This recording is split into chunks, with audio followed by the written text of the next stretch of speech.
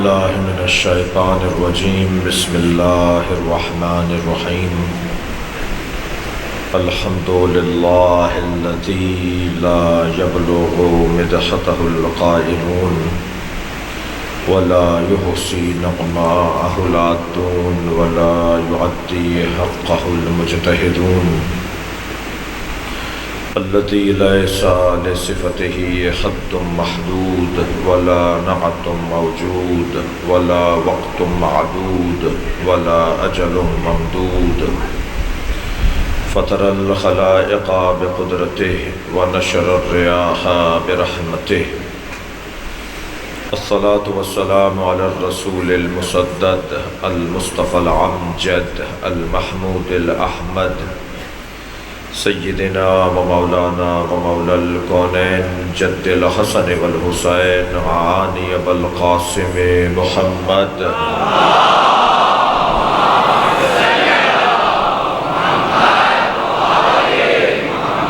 وآلہ الطیبین الطاہرین المعصومین الذين قال الله إنما يريد الله ليذهب عنكم الرجس أهل البيت ويطهركم تطهيرا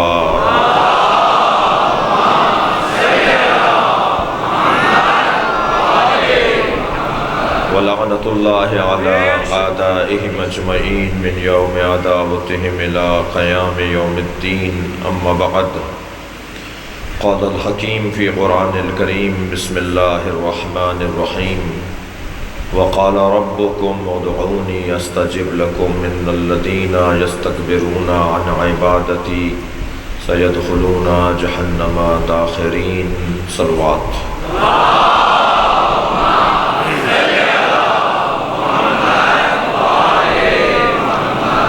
سورہ مبارکہ غافر آیت نمبر 60۔ اللہ اپنے پیاروں سے، اپنے عزیزوں سے، جن سے اللہ کو پیار ہے ان سے بات کر رہا ہے۔ ہر خالق کو اپنی مخلوق سے پیار ہوتا ہے۔ ابھی میرے بھائی کلام پڑھ رہے تھے، میرے عزیز بہت ہی مضبوط شاعر ہیں۔ شاعر کو اپنے کلام سے بڑا عزیز، بڑا پیار ہوتا ہے، اور بلایا بھی انہیں بعض اوقات کسی مصرے کو پڑھ کر، کسی شعر کو پڑھ کے کہا جاتا ہے کہ اس شعر کے خالق کو بلا رہا ہوں۔ شعر کا خالق، جس کمپنی نے یہ مائک بنایا ہوگا اس کمپنی کو سب سے زیادہ اس مائک سے پیار ہوگا۔ اس کو برباد ہوتا ہوا وہ نہیں دیکھ سکیں گے۔ تو خالق کا مزاج، وہ خالق، وہ تخلیقی انداز اپنے والا مخلوق ہو یا خالق مطلق ہو جس کا کوئی خالق نہیں ہے۔ خالق کا مزاج مجازی خالق ہو یا حقیقی خالق ہو، بالعرض خالق ہو یا بالاصالہ خالق ہو، خالق کا مزاج یہ ہے کہ وہ اپنی مخلوق سے پیار کرتا ہے۔ انسان خود اپنے آپ سے اتنا پیار نہیں کرتا جتنا اللہ انسان سے پیار کرتا ہے۔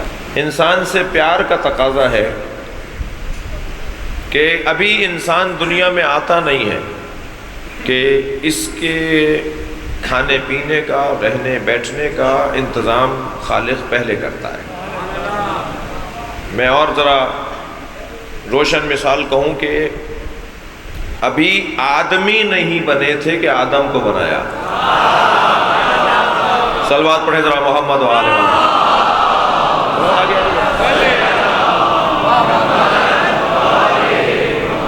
ایک اور صلوات ہدیہ کریں گے محمد و آل محمد۔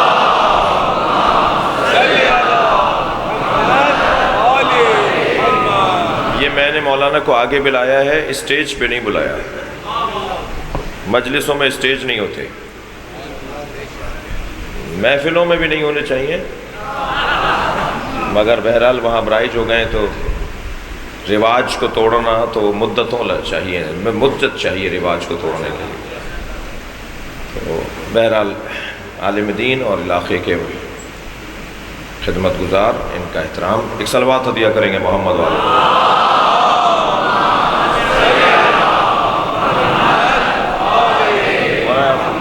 ایک اور صلوات بآواز بلند۔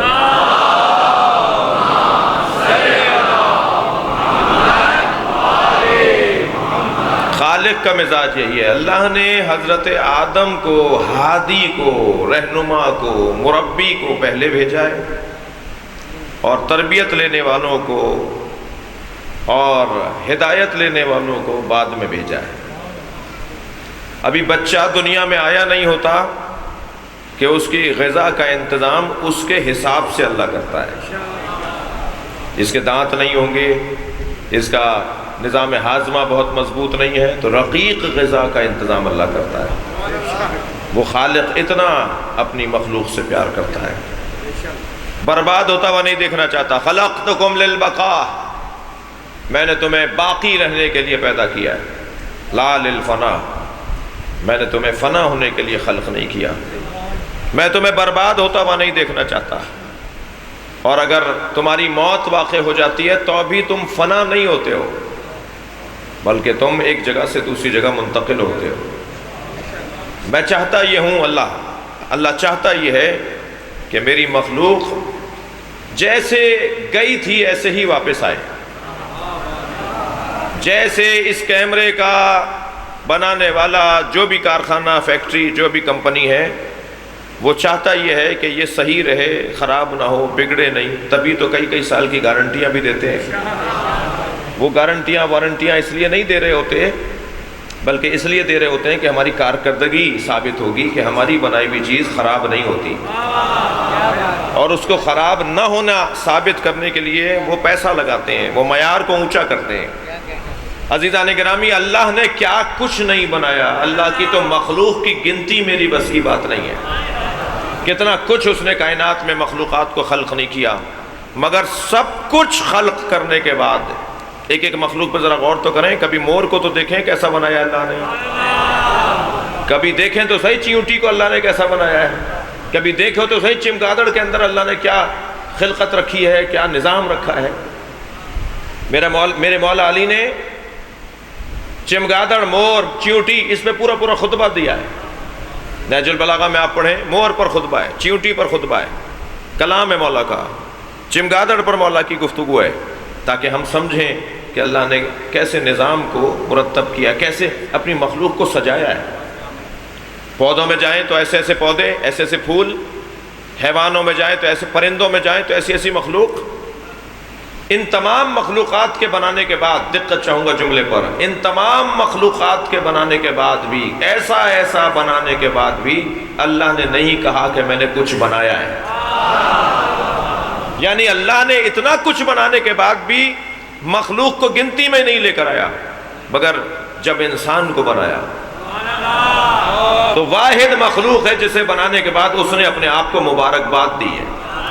تبارک اللہ احسن الخالقین، اے اللہ تجھے مبارک ہو، تو بہترین مخلوق کا بنانے والا ہو گیا، اور اس نے ہنر دکھایا ہے انسان کو بنا کر، اپنے علم کا اور اپنی قدرت کا مظاہرہ کیا ہے انسان کو بنا کر۔ میں نے ایک مجلس میں کہا، جو ساری کائنات کے اندر اللہ نے جوہر بکھیرے اپنی خالقیت کے، وہ ایک 6 فٹ کے انسان میں رکھ دیے۔ تمام تر صلاحیتیں جو پوری کائنات میں اس نے رکھی تھی، وہ ایک اس انسان کے اندر رکھ دی۔ اب اسے بنانے کے بعد وہ کبھی اسے خلیفہ کہتا ہے، کبھی اسے امام کہتا ہے، کبھی اسے رسول کہتا ہے، کبھی اسے نبی کہتا ہے، کبھی اسے ولی کہتا ہے۔ فرشتوں نے کہا تھا نا، تو اسے بنا رہا ہے، اتجعل فیہا من یفسد فیہا ویسفک الدماء، تو اسے بنا رہا ہے جو زمین پر فساد پھیلائے گا، خون بہائے گا۔ نحن نسبح بحمدک ونقدس لک، ہم تیری تسبیح و تقدیس کے لیے حاضر ہیں۔ کیوں بنا رہا ہے انسان کو؟ تو اللہ نے کیا کہا تھا؟ اللہ نے کہا انی اعلم ما لا تعلمون، جو میں جانتا ہوں وہ تم نہیں جانتے۔ وہ کیا تھا جو اللہ جانتا تھا اور فرشتے نہیں جانتے تھے؟ عزیزان گرامی، وہ یہی تو تھا جسے کربلا کہا جاتا ہے۔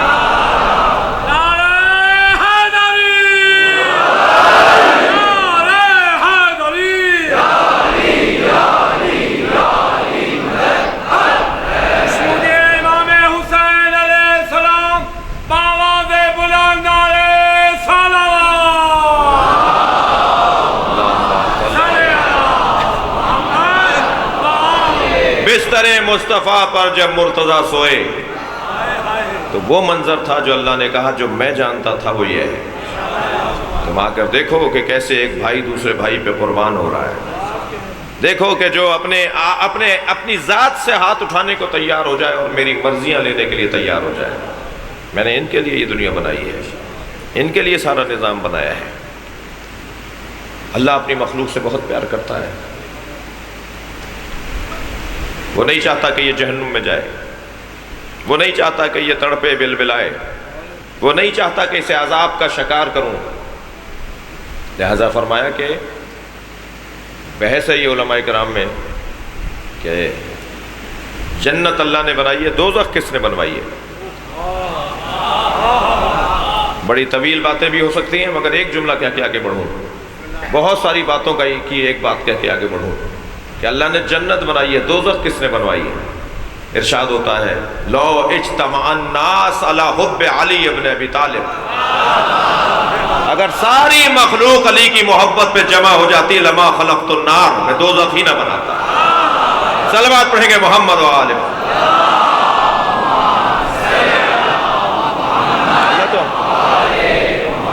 اللہ تو نہیں چاہتا کہ وہ دوزخ میں ڈالے۔ ایک اور دلیل دے دیتا ہوں، جنت کے 8 دروازے ہیں، دوزخ کے 7 دروازے ہیں۔ ایک دروازہ کم رکھا ہے، وہ اس لیے کم رکھا ہے کہ وہ نہیں چاہتا کہ وہاں لوگ جائیں۔ انسان کو جیسا بھیجا تھا ایسا واپس آؤ، جیسا یہ بنایا تھا چاہے میوزیم میں آخر میں رکھ دیا جائے مگر خراب نہ ہو۔ خالق کا مزاج یہ ہے کہ اس کی مخلوق برباد نہ ہو۔ وہ جو سب سے پہلا مائک بنا تھا وہ آج کسی میوزیم میں ہوگا، کسی عجائب گھر میں ہوگا، اور یہ جو جدید مائک بنتے جا رہے ہیں، یہ جدید جو سسٹم آتا جا رہا ہے وہ آپ دیکھتے جا رہے ہیں، ایسے یہ کیمرے بھی، ایسے ہر چیز۔ اللہ بھی بے معنی عرض کر رہا ہوں کہ خالق حقیقی اپنی مخلوق کو برباد نہیں دیکھنا چاہتا، مٹتا ہوا، جلتا ہوا، تڑپتا ہوا نہیں دیکھنا چاہتا۔ اب یہ کیسے طے کروں میں کہ ہم کیسے آئے تھے؟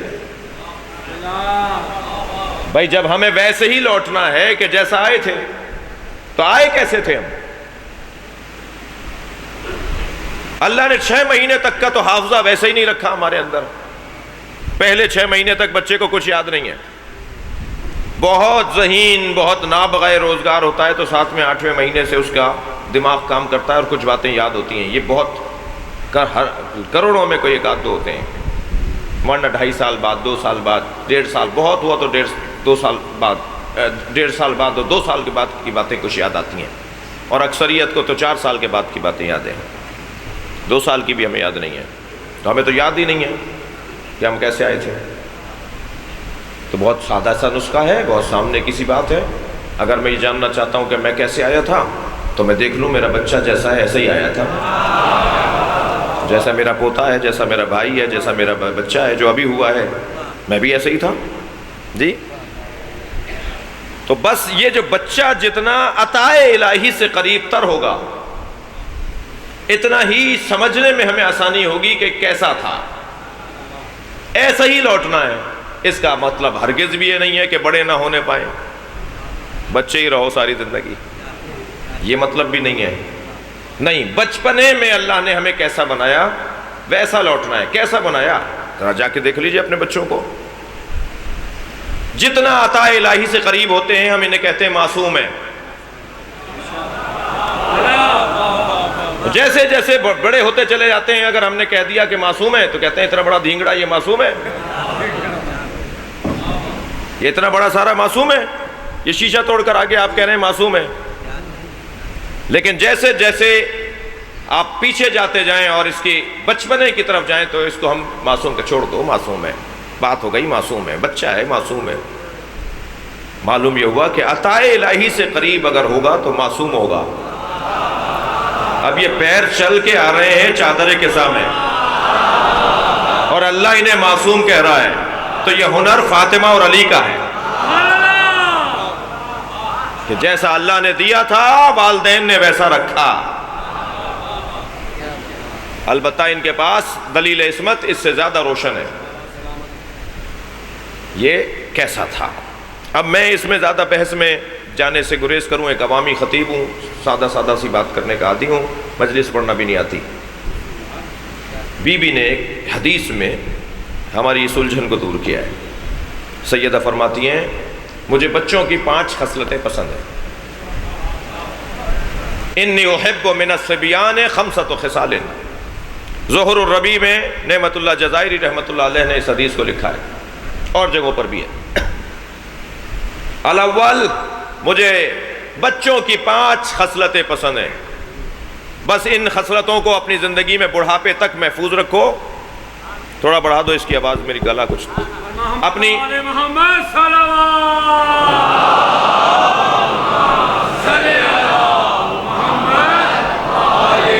اپنی ان خصلتوں کو اپنے بڑھاپے تک باقی رکھو اور واپس چلے جاؤ تو گویا جیسے آئے تھے ویسے ہی واپس جاؤ گے. وہ 5 خصلتیں کیا ہیں؟ الاول، سب سے پہلی خصلت مجھے بچوں کی یہ اچھی لگتی ہے، انہم الباکون، یہ روتے بہت ہیں.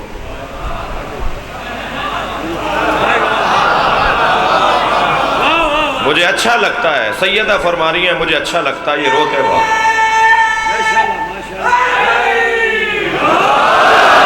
بہت شکریہ، آپ کی توجہات کا شکر گزار.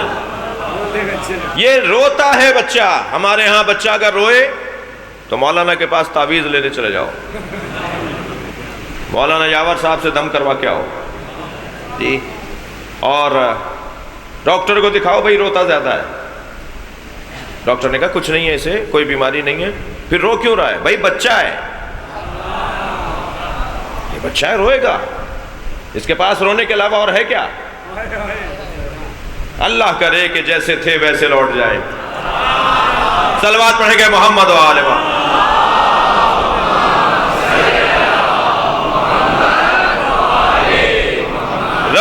روتا کیوں ہے یہ بچہ؟ یہ روتا اس لیے ہے کہ اس کا دل نرم ہے. چھوٹا دل نہیں کہوں گا، دل نرم ہے. اس کا دل نرم ہے اس لیے روتا ہے. جس کا دل نرم ہوتا ہے اس کی آنکھوں میں آنسو بہت آتے ہیں. لہذا عورتیں زیادہ روتی ہیں، جلدی روتی ہیں. اسی لیے اسلام نے انہیں قاضی بننے کی اجازت نہیں دی.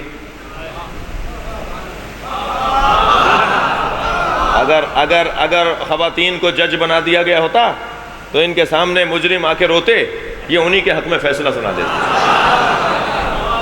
دل نرم ہے نا، تو سخت کام ہے، سخت فیصلے لینے ہیں، مشکل فیصلے لینے ہیں. خبردار انہیں جج نہیں بنانا. اب یہ خاتون کی مذمت نہیں ہو رہی، بلکہ خاتون کے اندر ایک صفت ہے، خوبی ہے، ایک کمال ہے، ایک جمال ہے، اس کا اظہار ہو رہا ہے. یہ جو میرے مولا علی نے فرمایا ہن نواقص العقول، نواقص اللحوظ، نواقص الفرائض، خواتین کے اندر یہ 3 چیزیں پائی جاتی ہیں. نقص بولا ہے علی نے، عیب نہیں بولا. نقص اور ہے، عیب اور ہے. عورتوں میں 3 نقص ہیں. پہلا نقص یہ ہے کہ نواقص العقول ہیں، ان کی عقلیں متاثر ہیں. متاثر ہیں، ان کی عقلیں متاثر ہوتی ہیں، متاثر ہیں. ان کی عقلیں اثر پذیر ہیں، ان کی عقلوں پر اثر ہوتا ہے. نواقص العقول. نواقص اللحوظ، ان کا حصہ کم ہے، آدھا دیں گے پورا دیں گے.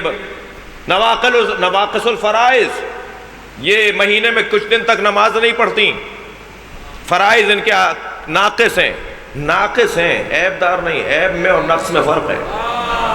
اللہ نے ہم سب کو ناقص خلق کیا ہے. صرف عورتیں ہی نہیں ہیں ان 3 چیزوں میں ناقص، مرد تو 50 چیزوں میں ناقص ہیں.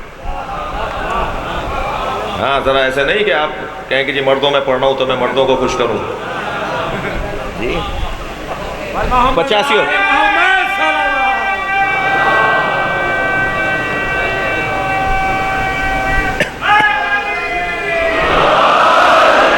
نقص اللہ نے عورتوں میں یہ رکھے اور مردوں میں بھی بہت سارے نقص رکھے.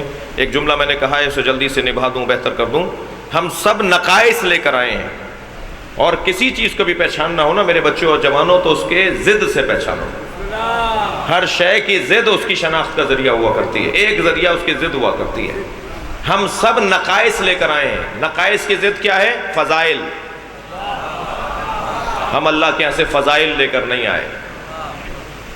سب سے پہلا نقص ہم جہالت لے کر آئے، دوسرا نقص ہم بزدل پیدا ہوئے ہیں، تیسرا نقص ہم کنجوس پیدا ہوئے ہیں، چوتھا نقص ہم غیرت لے کر نہیں آئے، پانچواں نقص ہم عزت لے کر نہیں آئے۔ ہم اللہ کے یہاں سے نقائص لے کر آئے۔ واللہ اخرجکم من بطون امہاتکم لا تعلمون شیئا۔ تم جب دنیا میں آئے، ماں کے شکم سے دنیا میں آئے، تو شے کو نہیں جانتے تھے، کچھ نہیں جانتے تھے جی۔ جہالت لے کر آئے، غیرت لے کر نہیں آئے۔ میں اب بے غیرتی نہیں کہہ رہا ہوں غیرت لے کر نہیں آئے، عزت لے کر نہیں آئے جی، شجاعت لے کر نہیں آئے، سخاوت لے کر نہیں آئے۔ اس بچے کو ٹافی دیجئے اور دے کر جب یہ ریپر کھول کے کھانے لگے تو اس سے کہیں مجھے دے دو، سب پتہ چل جائے گا کہ یہ کتنا سخی ہے۔ اور جی یہ نہیں دے گا آپ کو، بچے کی یہ جیسا کیسا تھا، یہ ہم کیسے تھے، یا آج اگر پیسہ خرچ کر رہے ہیں، آج اگر دولت بانٹ رہے ہیں، آج اگر آپ کے ہاتھ میں یہ پیسہ آ گیا اور آپ تقسیم کر رہے ہیں، تو بچپن میں آپ ایسے نہیں تھے۔ یہ کچھ ہوا ہے، کہیں سنا ہے، کچھ سخیوں سے دوستی ہوئی ہے۔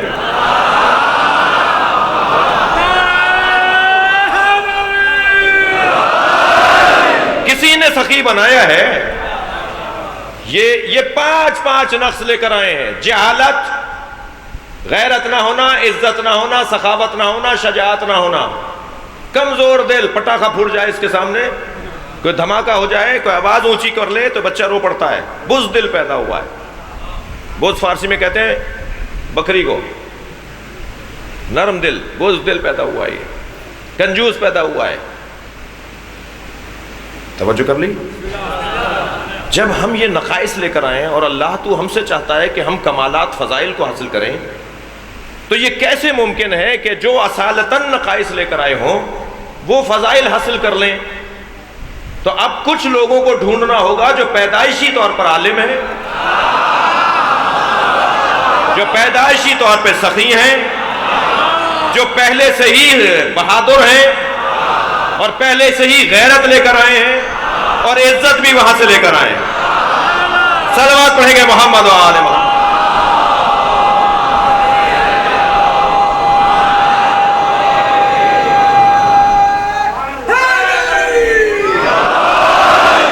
یہ دروازہ ان لوگوں کا دروازہ ہے، یہ گھر ان لوگوں کا گھر ہے جو پیدائشی طور پر عالم ہے۔ 3 سال کا سن ہے میرے مولا حسن کا۔ ایک عرابی نے آ کر کہا، اے عبداللہ کے بیٹے، تمہاری نبوت پہ دلیل کیا ہے؟ حضرت نے فرمایا، میرا یہ بچہ۔ امام حسن کی طرف کہا، یہ میرا بچہ میری نبوت پہ دلیل ہے۔ کہنے لگا، یہ بچہ کیسے؟ کہا، اس سے جو سوال کرو گے جواب دے گا۔ بڑی عنایت، بہت شکر گزار۔ کہنے لگا، یہ بچہ کیسے جواب دے گا؟ تو میرے مولا امام حسن بولے، اب نانا نے تو اجازت دے دی نا کہ یہ جواب دے گا۔ یہ ادب بھی ہمیں اہل بیت نے سکھایا ہے۔ مولا علی کے ہوتے ہوئے مولا حسن مسئلے کا جواب نہیں دیتے تھے، مولا حسین کے ہوتے ہوئے امام سجاد جواب نہیں دیتے تھے، نبی کے بیٹھے ہوئے علی نہیں بولتے تھے۔ یا ہماری مسجد میں نمازی جب کوئی نمازی مولانا سے سوال کرتا ہے تو دوسرے صاحب عنایت کر رہے ہوتے ہیں جواب، کہ یہ جواب یہ ہے اس کا۔ بھئی پوچھا مولانا سے، جواب تم دے رہے ہو۔ ادب کہاں سے سیکھنا ہے؟ ایک عالم دین بیٹھا ہوا ہے، ایک بڑا بیٹھا ہوا ہے، اس کے ہوتے ہوئے تم بول کیسے رہے ہو؟ یہ ادب کون سکھائے گا ہمیں؟ کون بتائے گا کہ کہاں کیا بولنا ہے اور کہاں کیا نہیں بولنا اور کہاں نہیں بولنا؟ میں تو ایک جملہ کہتا ہوں، بعض لوگوں کو شکوہ ہے کہ فلاں کام نہیں ہو رہا، کام نہیں ہو رہا، فعالیت نہیں ہو رہی۔ بہت سارے لوگ کام کر رہے ہوتے ہیں، میں کہتا ہوں تمہاری مہربانی ہوگی، تم کچھ نہ کرو تو مہربانی ہوگی، تم کچھ نہ کرو، کچھ کام نہ کرو تو مہربانی ہوگی۔ مولانا آئیے گا۔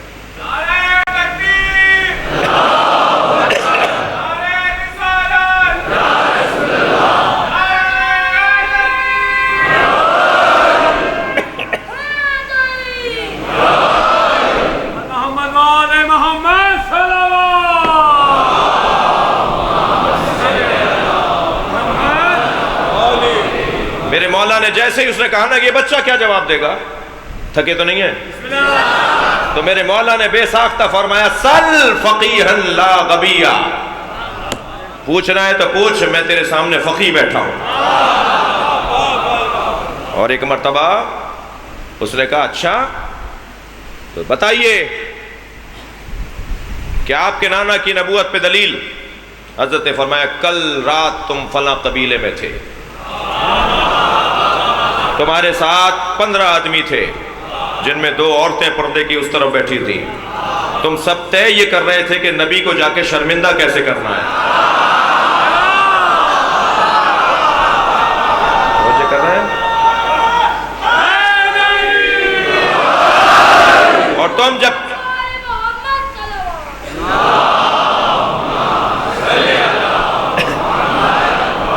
اور طے ہوا کہ تم جاؤ گے اور جا کر میرے نانا سے سوالات کرو گے، اور تم اپنی دانش میں سوچ کر آئے تھے کہ میرے نانا کو شرمندہ کرو گے، تم رستے میں فلاں جگہ ٹھہرے جہاں تم نے یہ کھانا کھایا، پھر فلاں جگہ تمہیں فلاں لوگ ملے اور تم یہاں پہنچے ہو میرے نانا کو پوچھنے کے لیے، تو بتاؤ میں تمہیں بتاتا ہوں کہ دلیل نبوت کیا ہے۔ تو میرے مولا پیروں میں گرنے لگا، معافیا مانگنے لگا کہ جی مجھ سے غلطی ہوئی ہے۔ پھر میرے مولا نے فرمایا اور کوئی سوال؟ کا نہیں، اب کوئی سوال باقی نہیں رہا۔ تو حضرت نے فرمایا، توجہ چاہوں گا، حضرت نے فرمایا جملہ سنے مولا حسن کا، 3 سال کا سن ہے، مولا حسن فرماتے ہیں کہ اگر تو قیامت تک مجھ سے پوچھتا رہے تو میں تیرے ہر سوال کا جواب دوں گا۔ فرماتے اندی علم لا تقسمہ التوالی، انی بحر العلم لا تقسمہ التوالی، میرے پاس علم کا سمندر ہے جو ڈولوں سے خالی نہیں ہوگا۔ صلوات پڑھیں گے محمد و آل محمد۔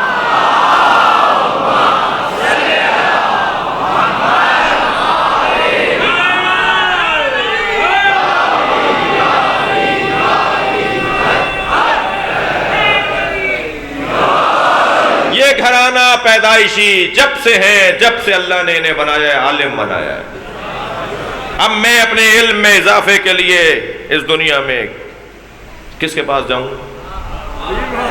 اسی کے پاس جاؤں گا نا جو علی یہ کہہ رہا ہو من علمنی حرفا فقط سیرنی عبدا۔ جی کسی میں جرت ہے تو ایک حرف مجھے پڑھا کر دکھائے، میں اس کا غلام ہو جاؤں گا۔ علی یہ کہہ رہے ہیں۔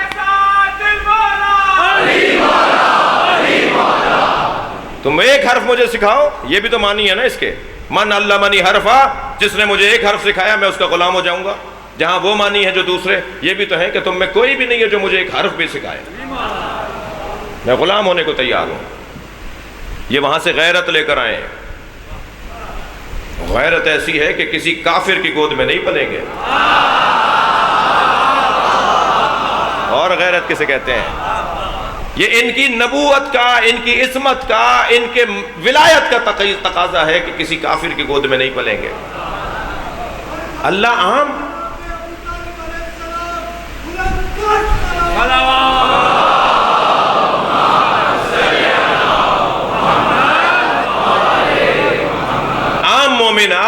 عام مومن کی فضیلت پتہ ہے کیا ہے قرآن میں کیا لکھی ہوئی ہے؟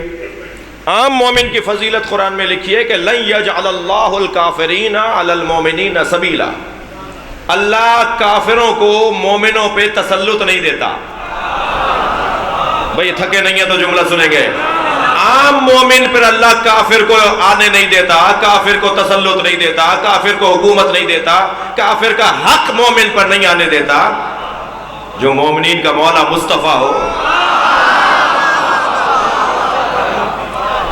عجیب بات ہے، چندہ جمع کرنے کے لیے تو دیواروں پہ لکھ دیتے ہیں انا وکافل الیتیم کہاتین فی الجنہ، یہ حدیث لکھ دیتے ہیں میں اور یتیم پالنے والا جنت میں ان 2 انگلیوں کی طرح ساتھ رہیں گے۔ نبی ارشاد فرما رہے ہیں انا وکافل الیتیم کہاتین، ایسے رہیں گے ساتھ جیسے یہ 2 انگلیاں ہیں۔ کون فرما رہا ہے؟ نبی فرما رہے ہیں۔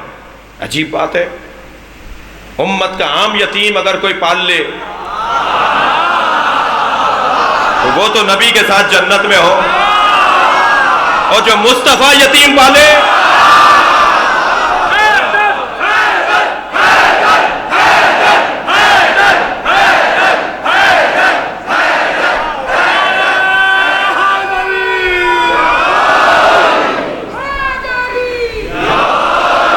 ناظرین گرامی، یہ غیرت لے کر آئیں، یہ وہاں سے غیرت لے کر آئیں، یہ وہاں سے عزت لے کر آئیں، یہ وہاں سے عزت لے کر آئیں۔ مثال میری تکراری ہو سکتی ہے، ہو عزت کہتے کسے ہیں؟ کیل کو تصور میں لائیں، میخ، کیل، چوب،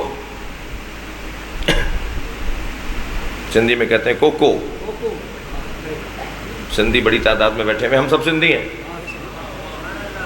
کیل کو تصور میں لے کر آئیں۔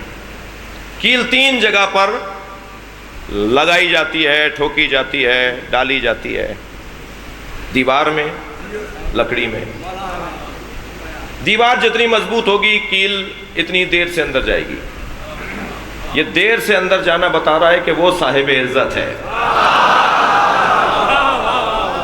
بعض اوقات کیل ٹوٹ جاتی ہے، کہتے ہیں جی فولاد کی کیل لے کر آؤ، اور پھر فولاد کی کیلیں بھی نہیں جا رہی ہوتی ہیں تو پہلے سوراخ کرتے ہیں، ڈرل کیل ہے نا، ڈرل خود کیل ہے نا، کتنا زور لگا کے، پاور لگا کے، طاقت لگا کے، انرجی لگا کر سوراخ کیا جاتا ہے، اور جتنی دیر سے سوراخ ہو رہا ہوتا ہے اتنا ہی وہ مقابلہ کر رہی ہے، دیوار مقابلہ کر رہی ہے اپنے دشمن کا، اور جتنا مقابلہ کرے گی اتنی ہی عزت والی ہے۔ مگر بالآخر کیل دیوار میں چلی جاتی ہے۔ لکڑی پر تو یہ 2 ضربوں میں چلی جاتی ہے، بہت آرام سے، ایک دفعہ ہمارا یہ توڑی، دوسری دفعہ ہماری لکڑی میں گئی جی، تو بس وہ اتنی ہی عزت والی ہے اور یہ اتنی ہی بے عزت ہے۔ لکڑی اتنی ہی بے عزت ہے، مگر کیل ایک اور جگہ بھی ٹھوکی جا سکتی ہے اور ٹھوکی جاتی ہے، وہ ہے پتھر۔ جب آپ پتھر پر کیل کو ٹھوکیں گے نا تو پتھر ٹوٹ کر بتائے گا کہ میں مر جاؤں گا، غیر کو جگہ نہیں بنا سکتا۔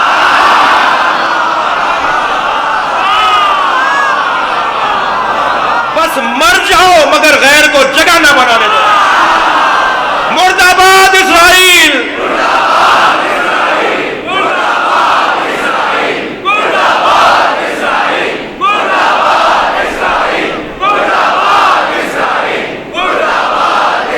بلندتر صلوات پڑھیں گے محمد و آل۔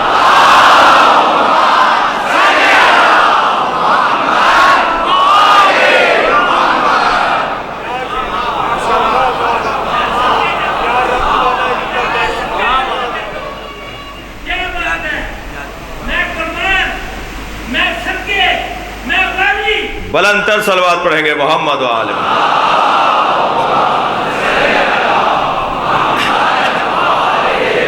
کام تو یہی ہو رہا ہے۔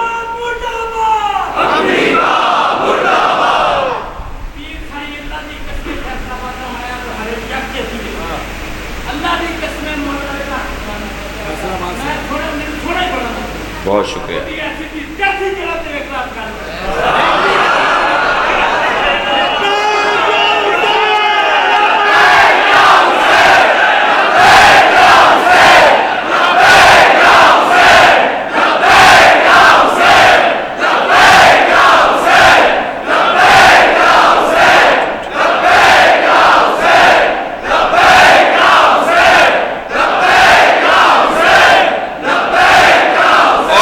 اور بلند۔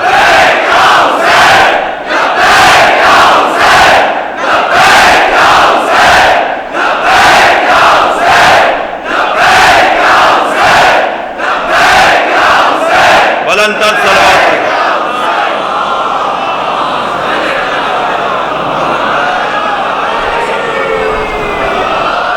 ایک غیر مسلم صحافی نے ٹویٹ کیا ہے کہ پاکستان میں شیعوں کے خلاف جو ماحول بنایا گیا ہے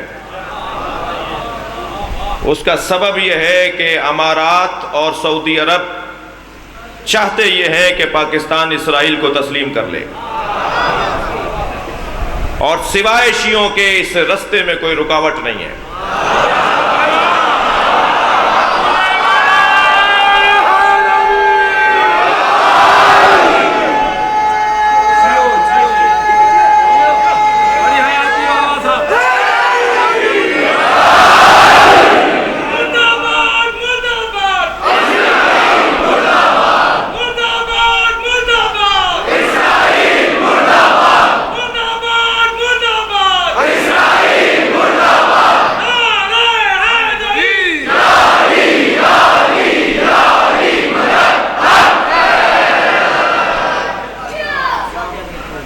توجہ ہے؟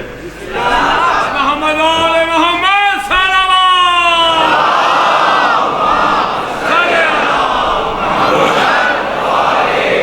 مجلس میں کچھ خود بافتہ، خود ساختہ، کچھ خوش فہم بیٹھے ہوئے ہوں گے جو یہ کہتے ہوں گے کہ ہم سیاسی لوگ نہیں ہیں۔ مولانا نے آج سیاست کی بات کر دی۔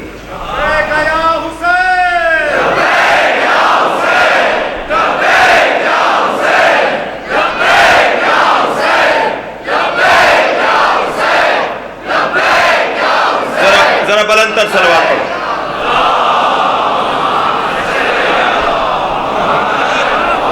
میں ان لوگوں کے لیے دو جملے کہوں گا۔ پہلے تو جو یہ کہتے ہیں نا کہ ہم سیاسی نہیں ہیں، ان سے بڑا کوئی سیاسی ہوتا نہیں ہے۔ ذرا آپ دیکھ لیجئے گا، ایسا کوئی آپ سے بولے نا کبھی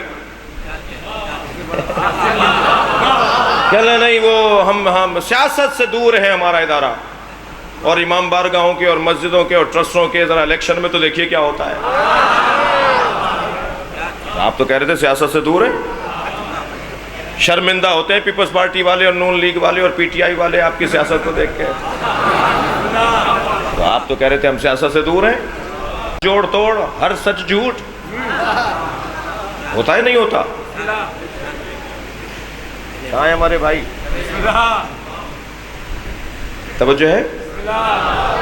دوسرے ان لوگوں سے ایک جملہ اور کہہ دیجئے، میں آپ سے کہہ رہا ہوں، آپ جا کے کہہ دیجئے گا، اور وہ جملہ یہ ہے کہ تم کربلا سن 61 ہجری میں چھوڑ آئے ہو۔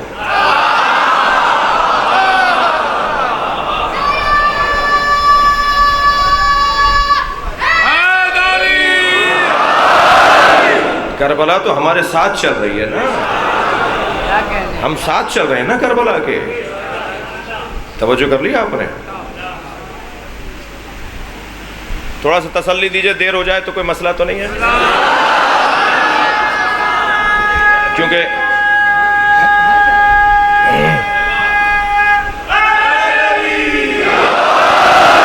میں تو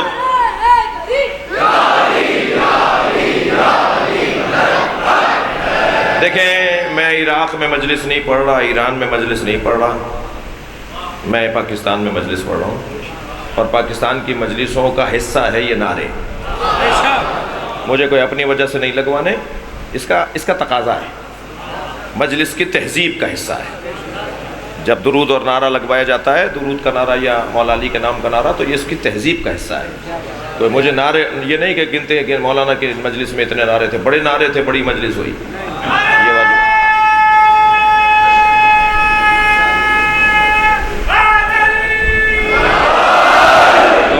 ہر طرح کے ذہن کا خطیب ہوں، میرے مجلس میں الحمدللہ ہر طرح کے لوگ آتے ہیں، تو مجھے سب کے لیے کچھ نہ کچھ کہنا ہے۔ تو یہ میں ان لوگوں کے لیے کہہ رہا ہوں جو نعروں سے مڑ کے دیکھ رہے ہوتے ہیں، یہ نعرہ کیوں لگا رہا ہے؟ ارے تم خود تو لگا نہیں رہے ہو۔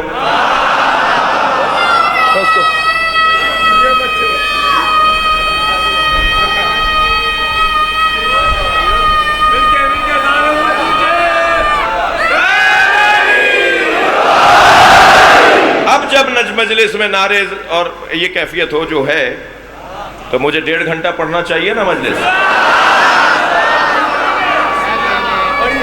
جی۔ تو میں اپنا دورانیہ بڑھا دوں گا میرے بچے، میں تھوڑا سا اپنا دورانیہ بڑھا دوں گا تاکہ ان لوگوں کو بھی یہ تسلی ہو جائے کہ مجلس مولانا کی 15 منٹ کی ہی تھی، تو ہم نے کہا نہیں، ہم 1.5 گھنٹے کی پڑھ لیتے ہیں تاکہ جو کاروباری لوگ بیٹھے ہیں وہ اپنا حساب پورا کر کے جائیں۔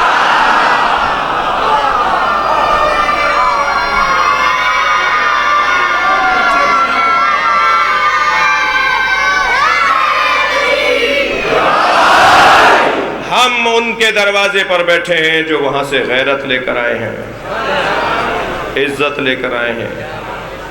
شجاعت کا تو عالم یہ ہے کہ بازوؤں کو، آستینوں کو لوٹ لینا، گھونسا مار دینا، تھپڑ مار دینا، یہ بہادری نہیں ہے۔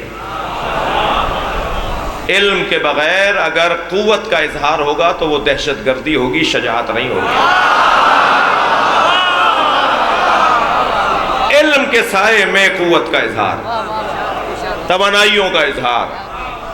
ہم جس دروازے پر بیٹھے ہیں وہ وہاں سے شجاعت لے کر آئے ہیں، تھک کر نہیں بیٹھے۔ تو مثال دے رہا ہوں، جو گہوارے میں کلہ اجدر چیر دے،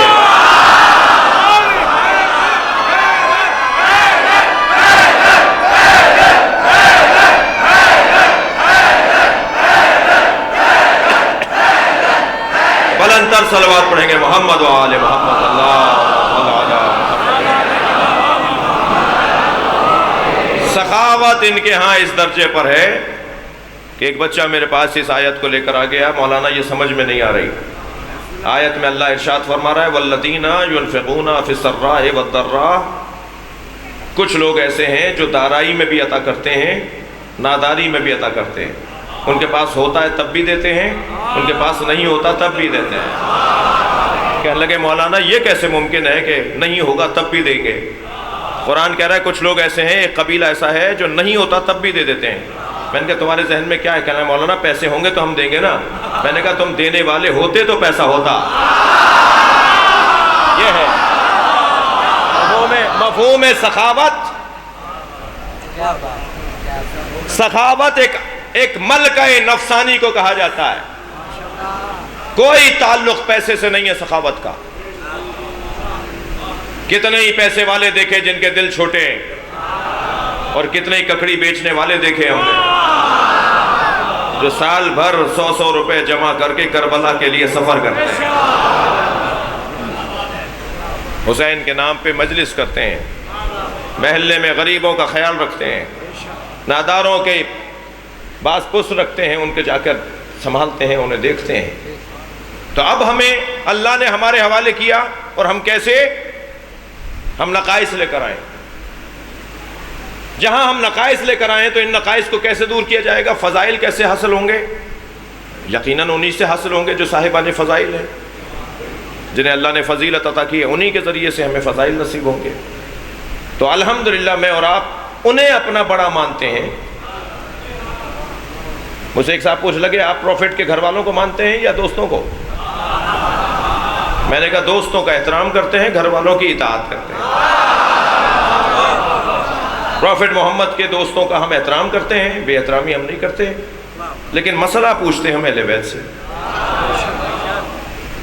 جی مولانا مشہدی صاحب نے نماز پڑھائی، اس جماعت میں میرے والد بھی تھے، دعا فرمائے اللہ انہیں شفا عطا فرمائے۔ تو نماز کے بعد میں نے مولانا سے مسئلہ پوچھا، میرے والد کوئی 15 سال 20 سال بڑے ہوں گے مولانا مشہدی سے، تو مسئلہ میں نے مولانا سے پوچھا۔ وہاں کھڑے ہوئے ایک شخص نے کہا کہ آپ کے والد تو مولانا سے بڑے ہیں، آپ نے ان سے سوال ان سے کیوں نہیں پوچھا؟ میں نے کہا میرے والد ان سے بڑے ضرور ہیں مگر عالم یہ ہے۔ تو بھائی اصحاب مصطفیٰ میں بڑے لوگ بہت ہیں،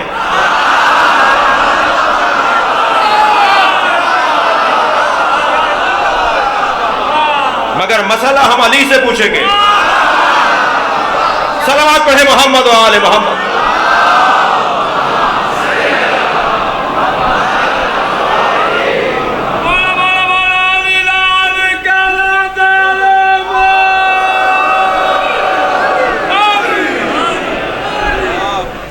توجہ ہے،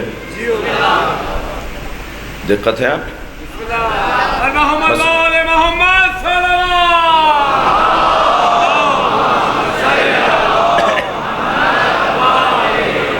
یہ علم، غیرت، شجاعت، عزت، سخاوت،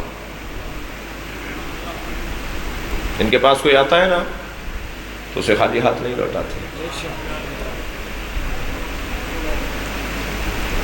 ایک ماچس کی تیلی جو آپ نیاز بنانے کے لیے چولہا جلاتے ہیں نا، ایک ماچس کی تیلی، دیا سلائی، اس کا حساب بھی حسین کے دفتر میں ہے۔ جو امام کے نام پہ خرچہ کرتا ہے، جو امام کی عزا میں اپنا حصہ ڈالتا ہے، کل قیامت میں حسین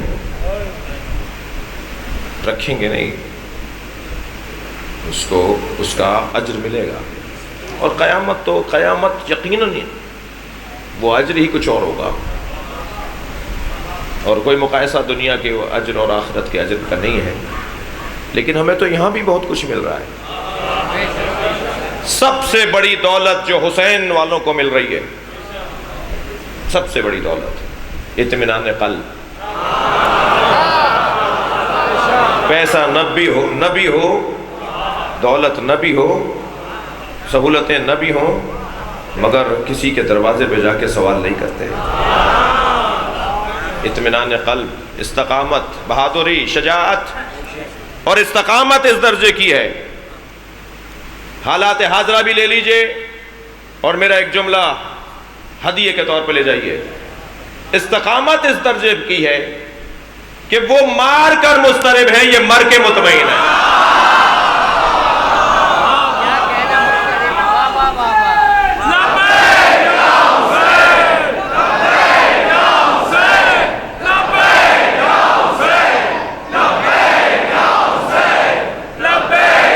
صلوات ہدیہ کر دیں محمد و آل محمد پر.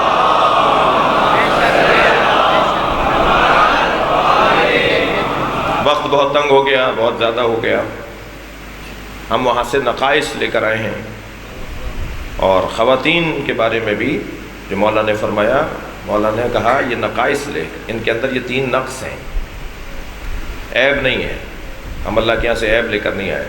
عیب لے کر آتے تو ہمارے اوپر کچھ بات نہیں ہوتی، اللہ کی خالقیت پر سوال ہوتا کہ عیب دار بنا دیا. اللہ نے ہمیں عیب دار نہیں بنایا ہے.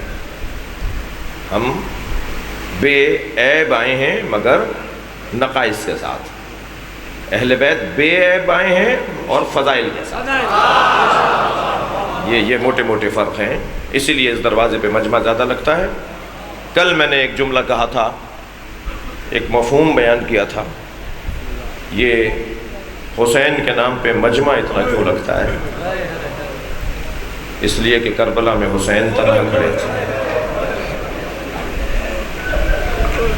ایک ایسا وقت آیا تھا جب عباس مارے جا چکے، جب علی اکبر شہید ہو چکے، قاسم کا پامال لاشا امام حسین گنج شہیدہ میں لا کے رکھ چکے. اب وہ 6 مہینے کا بچہ، اس کے گلے پہ بھی تیر لگ گیا. سلام ہو اس بچے کی ماں پر، اجرکم اللہ. میرے ایک ہندوستانی دوست بیان کر رہے تھے، مولانا روح الظفر، مولانا ولی الحسن صاحب کے بھتیجے، مولانا شمیم الحسن صاحب کے بھتیجے، بنارس کے رہنے والے، کہہ رہے تھے کہ بنارس میں ان کے امام بارگاہ سے روز عاشور تعزیے کا جلوس نکلتا ہے، اور وہ بنارس کی کربلا میں جا کے ختم ہوتا ہے. جیسے سب جگہ کا جلوس نکلا تو ہم اس راستے پہ آگے آگے جانے لگے جہاں سے جلوس کو جانا تھا، جہاں سے جلوس کو جا کر گزر کر کربلا پہنچنا تھا. جلوس ابھی پیچھے تھا، ہم آگے تھے انتظامات دیکھنے کے لیے. کہنے لگے کہ جیسے ہی ہم آگے بڑھے تو ایک چوک پر ہزاروں کی تعداد میں ہندو عورتیں کھڑی تھیں. قریب گئے تو اور تعجب بڑھا کہ ہر عورت کی گود میں دودھ پیتا بچہ ہے. کہنے لگے جب ہم برابر سے گزرے تو ایک عورت کی آواز آئی، بھائی مسلمان لگتے ہو؟ ہم نے کہا ہاں مسلمان ہیں. کہنے لگے بتاؤ بابا حسین کا جلوس کب آئے گا؟ کہنے لگے میں نے ان سے کہا تمہیں بابا حسین کے جلوس کا انتظار کیوں ہے؟ کیوں کھڑی ہو، کیا انتظار ہے؟ کہنے لگے تمہیں نہیں پتا آج حسین کا بچہ بھوکا مارا گیا تھا. ہم آج اپنے بچوں کو اس وقت تک دودھ نہیں پلاتے جب تک تعزیہ دفنا نہ دیا جائے. اجرکم اللہ، اجرکم اللہ. حسین کے ہاتھوں پر بچے نے ہومک کا تیر لے لیا. اب حسین کربلا میں اکیلے. حضرت پوچھا حضرت آیت اللہ فلسفی سے، آغا فلسفی سے پوچھا کہ آپ نے 10 سال آیت اللہ خمینی کے گھر مجلس عشرہ پڑھا. انہوں نے 10 سال تک عشرہ پڑھا حضرت آیت اللہ خمینی کے ہاں. کہ خمینی کون سے مصائب پہ زیادہ روتے تھے؟ ہوتا ہے، میں خواہش کرتا ہوں ذاکر سے، خطیب سے کہ مولانا آج جناب سکینہ کے مصائب پڑھتے ہیں۔ ہم خواہش کرتے ہیں نوحہ خانوں سے کہ آج حضرت عباس کے حال کا نوحہ سنا دیں۔ یہ ہوتا ہے نا، بعض مصائب پہ ہمیں زیادہ گریہ ہوتا ہے۔ پوچھا آیت اللہ فلسفی سے کہ آیت اللہ خمینی کون سے مصائب پہ زیادہ روتے تھے؟ کہنے لگے رخصت حسین، اس لیے کہ جب علی اکبر جا رہے تھے نا تو حرم کو یہ ڈھارس تھی کہ حسین موجود ہیں۔ جب قاسم جا رہے تھے تو بیویوں کو یہ آسرا تھا کہ ابھی حسین موجود ہیں، لیکن جب حسین جانے لگے تو بیویوں نے حلقہ بنا لیا امام حسین کے تحت، حلقہ بنا لیا۔ آیت اللہ علامہ ذیشان حیدر جوادی کہتے ہیں کہ حسین کو کوئی بازو پکڑ کے بات کر رہا تھا، کوئی حسین ابن علی کی پیشانی کا بوسہ لے رہا تھا، کوئی کان میں کچھ کہہ رہا تھا۔ ہر شخص چاہتا تھا، ہر بیوی چاہتی تھی کہ حسین مجھ سے بات کریں۔ کہتے ہیں کہ ایک بچی تھی جو دامن پکڑے کھڑی تھی، کیسے مولا نے اپنا دامن چھڑایا اپنی بچی سے، کیسے مولا نے خیمے سے باہر آئے۔ جب گھوڑے کے قریب پہنچے نا، رونے کے ایام میں شب شہادت ہے، مجھے بتائیں تابوت کل ہے یا آج؟ رونے کے دن ہے نا، پرسے کے دن ہے۔ جب خیمے سے نکل کر مولا گھوڑے کے قریب آئے نا تو قریب آ کے عباس یاد آئے۔ کبھی ایسا نہیں ہوا مولا گھوڑے پر بیٹھ رہے ہو اور مولا عباس نے بڑھ کر لگام نہ پکڑی ہو، زین نہ پکڑی ہو، رکابیں نہ تھامی ہو۔ کبھی ایسا نہیں ہوا علی اکبر نے سوار نہ کروایا ہو۔ جو ہمیشہ سوار کروانے والا، ہمیشہ جسے سوار کروایا جاتا تھا، اب پہلی دفعہ ایسا ہو رہا ہے تو مولا نے دائیں بائیں دیکھنا شروع کیا تو بہن سمجھ گئی کہ بھائی کو عباس یاد آ، اجرکم اللہ اجرکم اللہ۔ تو جناب زینب آگے بڑھی اور جیسے عباس لگام پکڑتے تھے، رکابیں تھامتے تھے، زین روکتے تھے، ایسے ہی جناب زینب نے پکڑ کر کہا بابا بھیا ابھی بہن زندہ ہے۔ بہن زینب سے رخصت لی۔ ذوالجناح کو کبھی امام حسین نے چابک نہیں مارا، کبھی امام ذوالجناح کو مارتے نہیں تھے۔ فرماتے تھے تیز چل تو یہ تیز چلتا تھا، فرماتے تھے آہستہ ہو جا تو آہستہ ہو جاتا تھا، فرماتے تھے میں اتر رہا ہوں تو یہ گھٹنے ٹیکتا تھا۔ اللہ اکبر۔ آپ رو رہے ہیں؟ جب حسین گر گئے نا تو یہ لیٹ گیا تھا کہ امام بیٹھ جائیں۔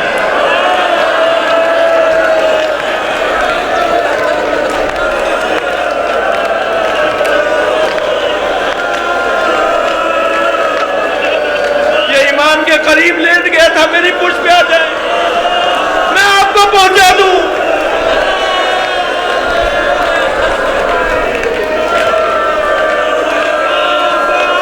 امام نے فرمایا اے راہوار، اے ذوالجناح، مجھے کربلا کے میدان میں لے چل۔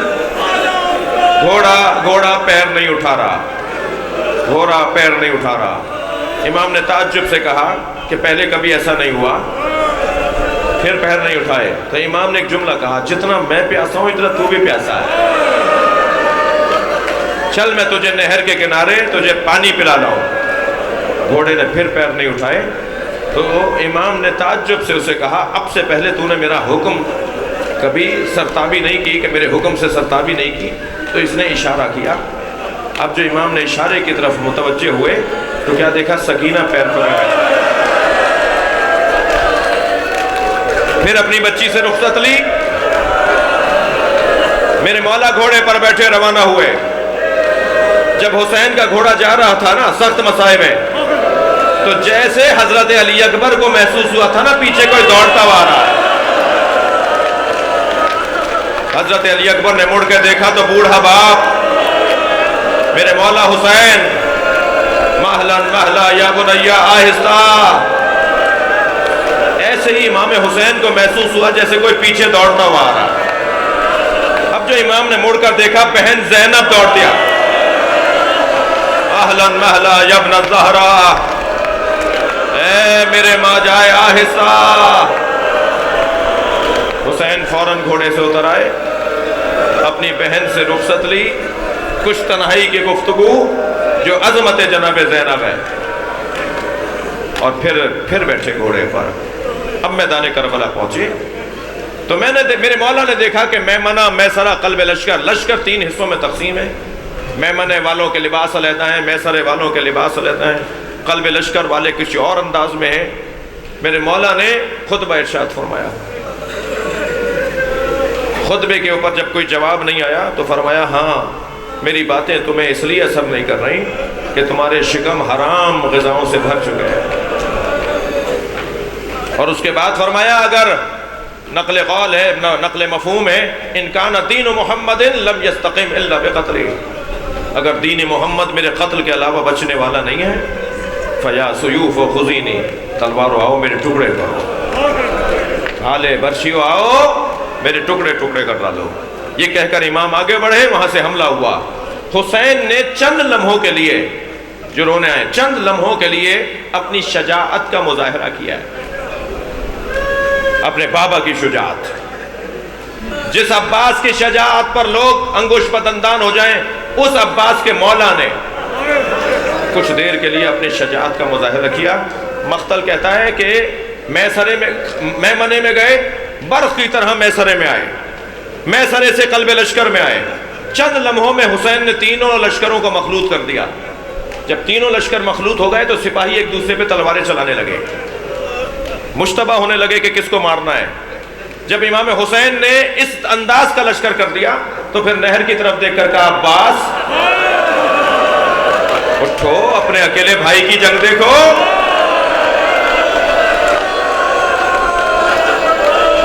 اجرکم اللہ، اجرکم اللہ، تھکیں گے نہیں جو رونے آئے۔ آپ کی آوازیں بلند ہیں، امام صادق دعا دیتے ہیں بلند آواز میں رونے والوں۔ الامان الحفیظ، بچو حسین آ رہا ہے۔ یہ کیفیت کربلا کے میدان میں یزیدی سپاہی کی، 6 مہینے کے سفر سے لوٹنے والا، 6 مہینے بعد کوفے میں داخل ہونے والا مسافر کیا دیکھتا ہے؟ دکانیں بند ہیں، بازار بند ہیں، کوئی چہل پہل نہیں، کوئی مرد دکھائی نہیں دے رہا۔ پریشان ہوا، سوچنے لگا آخر کوفے والے کہاں چلے گئے؟ سوچتا ہوا گھر میں داخل ہوا، بیٹی نے بڑھ کر استقبال کیا، کہا بیٹی پہلے تو یہ بتاؤ کہ یہ کوفے والے کہاں گئے؟ یہ دکانیں بند کیوں ہیں؟ یہ بازار بند کیوں ہیں؟ کوئی مرد، کوئی چہل پہل نظر نہیں آ رہی۔ کہا بابا آپ دوبارہ سے تیار ہو جائیے، گھوڑا تیار کیجئے، کچھ فاصلے پر ایک بیابان ہے جسے کربلا کہتے ہیں، وہاں ایک باغی نے خروج کیا ہے۔ حاکم کا اعلان یہ ہے کہ اگر اس باغی کو مارنے کے لیے سب نہ گئے تو سزا دی جائے گی۔ بابا کہیں مخبری نہ ہو جائے کہ آپ نہیں گئے اور آپ گھر میں رہے اور بعد میں کوئی حکومت کی طرف سے سزا نہ ملے، جلدی جائیے اس باغی کو ماریے۔ عبداللہ کہتا ہے میں نے بیٹی سے پوچھا اس باغی کا نام کیا ہے؟ کہا بابا نام نہیں معلوم۔ حاکم کا بس حکم یہ ہے کہ باغی کو مارنے سب چلو۔ عبداللہ کہتا ہے میں نے پھر گھوڑا اپنا آمادہ کیا، گھوڑے پر بیٹھ کے جب نکلنے لگا تو بیٹی نے رخصت کرتے ہوئے کہا بابا آپ جنگ پر جا رہے ہیں اور جنگ میں مال غنیمت ملتا ہے، اور اگر مال غنیمت میں یمنی پتھر مل جائیں، عقیق یمنی مل جائے تو میرے لیے عقیق یمنی لے آئیے گا، میں گلے کا ہار بنانا چاہتی ہوں، میں زیورات بنانا چاہتی ہوں۔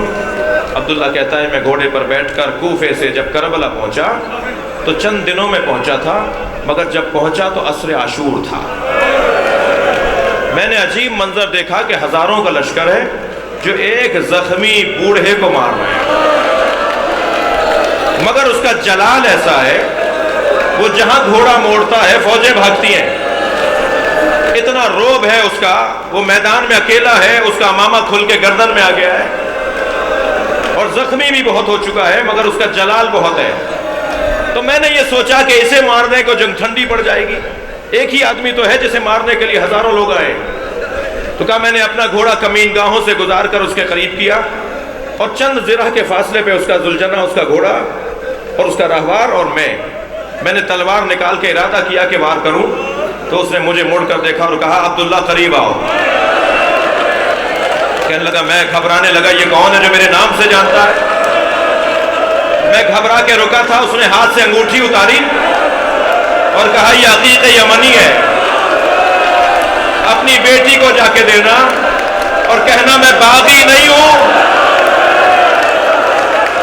میں نبی کا نواسا حسین۔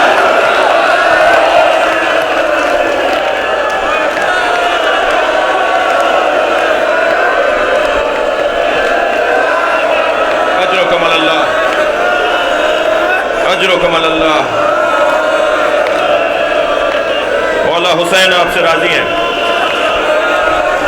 سیدہ زہرا آپ سے راضی ہیں۔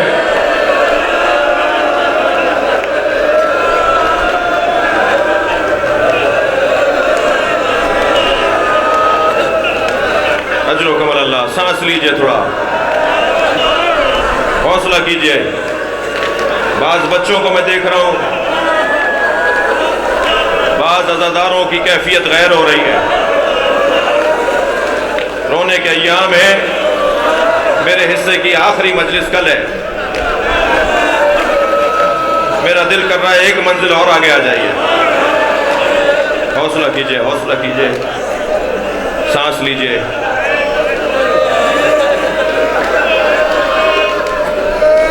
حسین کربلا میں اکیلے۔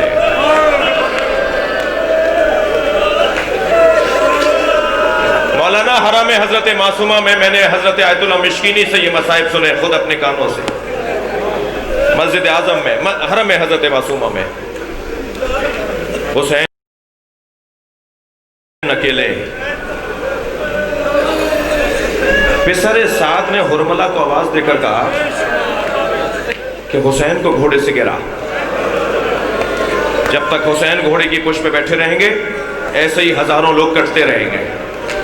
سنیں گے عزاداروں، اب یہ وہ کام ہوا ہے کہ جس کو جناب رباب یاد کرتی رہی، یاد کر کر کے روتی رہی۔ کیا کام ہوا ہے؟ حرملہ نے حسین کے سینے پہ تیر مارا، اور تیر سے شعبہ تیر تھا جو امام کی کمر سے نکل رہا تھا۔ اس کے بعد حسین سے بیٹھا نہیں گیا،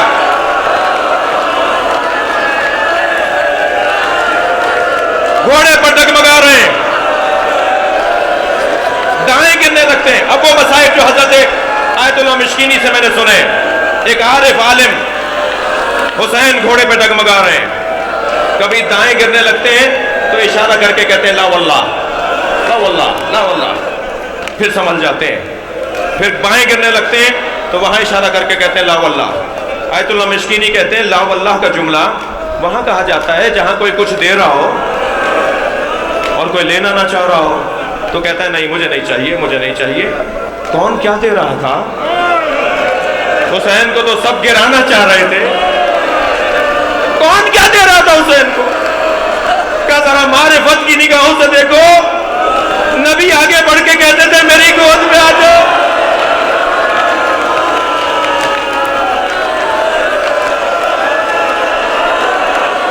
زہرا آگے بڑھ کے کہتی تھی میری گود میں آ جاؤ، حسین کہتے تھے اماں نہیں، یہ میرا امتحان۔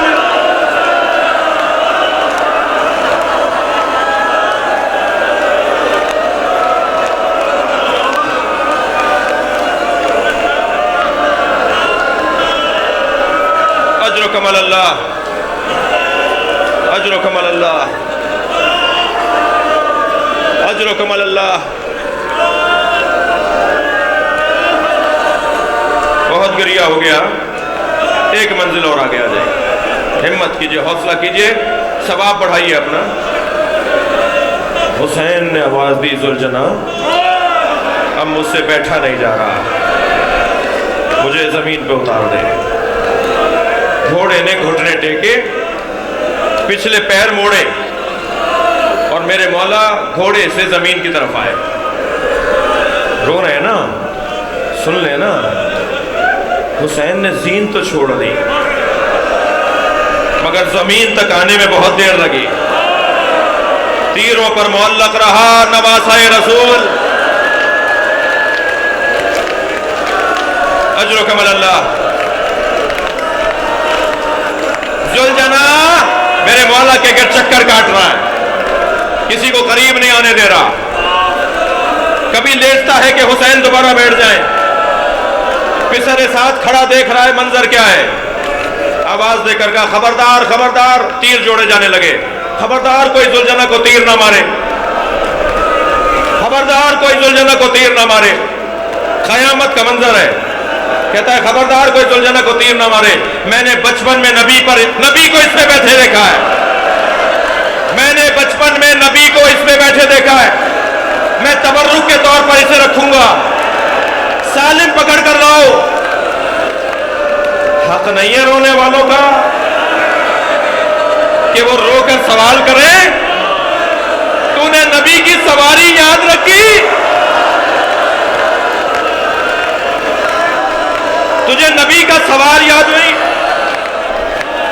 سپاہی آگے بڑھے ذوالجناح کو پکڑنے کے لیے، 80 سپاہیوں کو اس نے زخمی کیا، کسی کو قریب نہیں آنے دیتا تھا، اپنے پیروں سے اپنے وجود سے رسیاں ڈالی گئیں، کیا کچھ جتن نہیں کیے گئے، مگر جب اس نے 80 سپاہیوں کو زخمی کر دیا، لوگ زخمی ہو کے لوٹنے لگے، تو پسر سعد نے کہا چھوڑ دو، دیکھو کرتا کیا ہے، اب سپاہی پیچھے ہٹنے لگے، جب دیکھا نا سپاہی دور ہٹ رہے ہیں تو اس نے دیکھنا شروع کیا کہ حسین کہاں ہے، مگر عزادارو یہ حسین سے دور ہو چکا تھا، سنیں گے زمین کربلا پہ ایسے پیر مار رہا تھا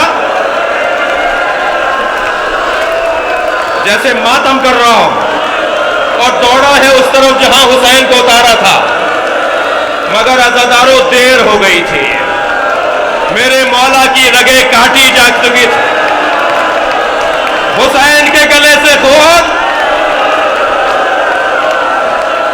اجوکم اللہ، بس آخری جملہ، اس نے اپنی پیشانی حسین کے خون سے رنگین کی، زمین کربلا پر پیر مارنے لگا جیسے ماتم کر رہا ہو، اور دوڑا ہے خیمہ گاہ کی طرف۔ آپ نے بہت سنا ہے کہ بیٹیوں کو باپ سے پیار ہوتا ہے، آپ نے بہت دیکھا ہے بیٹیاں باپ سے بہت لپٹتی ہیں، ذوالجناح اس خیمے پر گیا جہاں سکینہ